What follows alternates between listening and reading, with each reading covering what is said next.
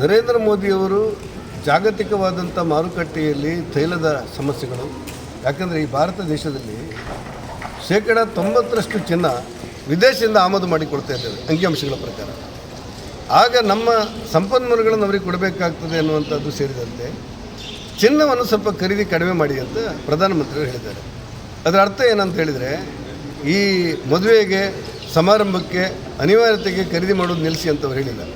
ಚಿನ್ನವನ್ನು ಒಂದು ವರ್ಷ ಖರೀದಿ ಮಾಡದಿದ್ದರೆ ನಮ್ಮ ಸಂಪತ್ತಿಗೆ ಒಂದಷ್ಟು ಶಕ್ತಿ ಬರ್ತದೆ ಅಂತ ಹೇಳುವುದು. ಅದರ ಈ ಆಮದು ಮಾಡಿಕೊಳ್ಬೇಕಾದಂಥ ಚಿನ್ನವನ್ನು ಕಡಿಮೆ ಮಾಡ್ಬೋದು ಅಂತ ಅವರ ಒಟ್ಟು ಭಾವನೆಗಳು. ಈ ಎಲೆಕ್ಟ್ರಿಕ್ ವಾಹನಗಳನ್ನು ಉಪಯೋಗಿಸಿ ಅಂತ ಹೇಳೋದೇನೆಂದರೆ, ಬೆಳೀತಾ ಇರುವಂಥ ಯುದ್ಧ ಯಾವುದೋ ಒಂದು ತಾರಕ್ಕೇರಿ ಬಿಟ್ಟರೆ ಮತ್ತೆ ನಾವು ವಿದೇಶಿ ತೈಲಕ್ಕೆ ಅನಿವಾರ್ಯವಾಗಿ ಒಗ್ಗಬೇಕಾಗ್ತದೆ. ಆ ಕಾರಣಕ್ಕೆ ಸ್ವಲ್ಪ ಕಡಿಮೆ ಮಾಡಿ ಅಂತ ಹೇಳಿರೋದು.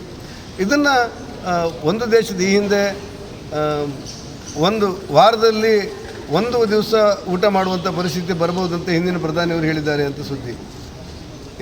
ಯಾವುದಾದ್ರೂ ಇಂಥ ಸಮಸ್ಯೆಗಳು ಬಂದಾಗ ದೇಶಕ್ಕೆ ಶಕ್ತಿ ಕೊಡಲಿಕ್ಕೋಸ್ಕರ, ದೇಶದ ಸಮಸ್ಯೆಯನ್ನು ಪರಿಹಾರ ಮಾಡಲಿಕ್ಕೋಸ್ಕರ, ಇಡೀ ಒಂದು ದೇಶ ಒಟ್ಟಾಗಿ ಒಂದಾಗಿ ನಿಲ್ಲಿಸೋದಕ್ಕೋಸ್ಕರ ಇಂಥ ಕಠಿಣವಾದಂಥ ಕ್ರಮಗಳ ಬಗ್ಗೆ ಪ್ರಧಾನಮಂತ್ರಿಯವರು ಮನವಿ ಮಾಡಿದ್ದಾರೆ. ಆ ಮನವಿಯನ್ನು ಸಿದ್ದರಾಮಯ್ಯನವರು ಮತ್ತು ಇವರವರು ಬೇಕಾಬಿಟ್ಟಿಯಾಗಿ ಮಾತಾಡ್ತಿರೋದನ್ನು ಕಂಡ್ರೆ, ದೇಶದ ಕಾಳಜಿಯಲ್ಲಿ ಪ್ರಧಾನಿಯವರು ವಹಿಸಿರುವಂಥ ಒಂದು ಜವಾಬ್ದಾರಿಯನ್ನು ಅರ್ಥ ಮಾಡಲಾಗದಷ್ಟು ದುರ್ಬಲರು ಕಾಂಗ್ರೆಸ್ಸರು ಆಗ್ತಾರೆ ಅಂತ ನಮಗೆ ಅನಿಸ್ಬಿಡುತ್ತೆ. ಈ ಹಿನ್ನೆಲೆಯಲ್ಲಿ ದೇಶದ ಪ್ರಧಾನಮಂತ್ರಿಯವರು ಯಾವುದೇ ಸ್ವಾರ್ಥ ಇಲ್ಲದೆ ದೇಶಕ್ಕೋಸ್ಕರ ಕೊಟ್ಟಿರುವಂಥ ಕರೆಯನ್ನು ಅದನ್ನು ಬೇಜವಾಬ್ದಾರಿಯಾಗಿ ತಿಳ್ಕೊಳ್ಳದೆ ವಸ್ತುನಿಷ್ಠ ವಿಷಯಗಳೇನು ಅಂತ ಅರ್ಥ ಮಾಡ್ಕೊಳ್ಬೇಕಾದಂಥ ಅವಶ್ಯಕತೆಗಳಿದೆ. ದೇಶವಾಸಿಗಳಿಗೆ ಪ್ರಧಾನಮಂತ್ರಿಯವರು ಕೊಟ್ಟಿರುವ ಕರೆ